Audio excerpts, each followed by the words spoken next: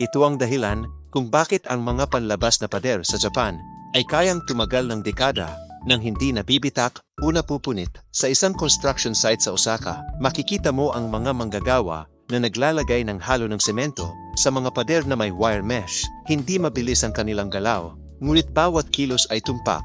Sa sandaling tumama ang halo ng semento sa pader, dumikit ito agad na para bang hinila sa tamang posisyon. Ang sikreto ay hindi lang sa mahusay na plastering, kundi sa katatagan ng basework.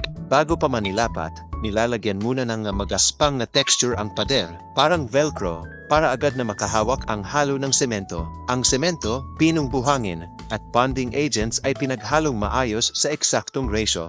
Dapat perpekto ang consistency nito. Kung masyadong malabnaw, dadulas. Kung masyadong tuyo, magkakaroon ng mga hollow spots. Kahit maliliit na pagkakamali, ay maaaring paikliin ang buhay ng pader. Kapag tumigas na ang base layer, lilipat ang mga manggagawa sa fine finishing. Dumadaan ang trowel sa pader na halos walang nasasayang na galaw. Bawat maliit na pagbabago sa anggulo ay pinapakinis ang ibabaw. Dahil kahit bahagyang alon ngayon, ay maaaring maging bitak sa hinaharap. Paglipas ng ilang taon, sinusundan ito ng hakbang na nagbibigay sa pader ng pangmatagalang tibay. Ang paglalagay ng fiberglass mesh. Pinipisil ang mesh sa pader at tinatakpan ng manipis na layer ng semento na nagiging isang solidong layer ang buong ibabaw. Pagkatapos, tinatakpan ng pader ng steel reinforced structure na kayang tiisin ang expansion sa init at contraction sa lamig nang hindi nabibitak o naghihiwalay. Para sa panghuling finish, ginagamit nila ang stone textured coating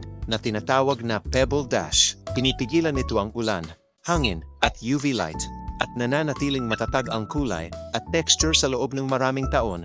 Maaaring mukhang simpleng plastering lang ito, ngunit ito ay isang paraan ng konstruksyon na pinino at pinahusay sa loob ng dekada.